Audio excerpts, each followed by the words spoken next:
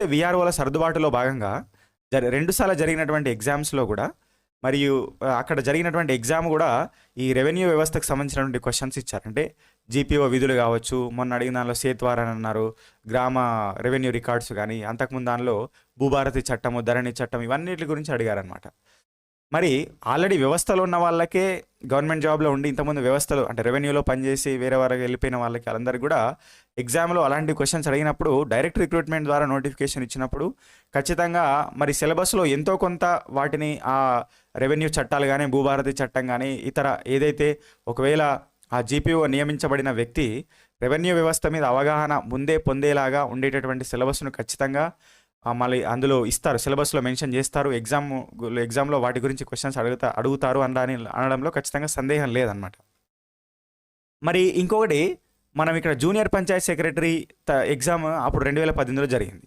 దానిది మనం question paper దానిలో సిలబస్ మనం చూసినట్టయితే ఇక్కడ చూడండి, general studies and mental ability అంటే మ్యాథ్స్ అండ్ జనరల్ స్టడీస్ మొత్తం కూడా కలిపి 100 మార్కులకు అడిగి, ఆ తర్వాత ఏదైతే ఆ వ్యక్తి అంటే పంచాయత్ సెక్రటరీగా నియమించబడుతున్నటువంటి వ్యక్తికి ఉన్నటువంటి పంచాయతీ వ్యవస్థ మీద అవగాహన, రెవెన్యూ వ్యవస్థ మీద అవగాహన ఉండే విధంగా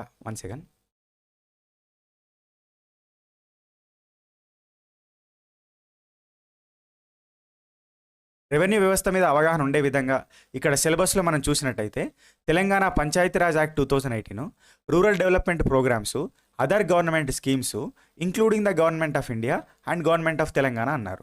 ఇదంతా కూడా ఆ రోల్ ఏదైతే పంచాయత్ సెక్రటరీ రోల్లోకి వెళ్తున్నటువంటి వ్యక్తి, ఆ పర్టికులర్ జాబ్లోకి వెళ్తున్నటువంటి వ్యక్తికి ఉండవలసినటువంటి కనీస నాలెడ్జ్ ఏదైతే ఉందో సో దాన్ని కల్పించే విధంగా సిలబస్ ఇక్కడ పేపర్ 2లో ఇచ్చారనమాట.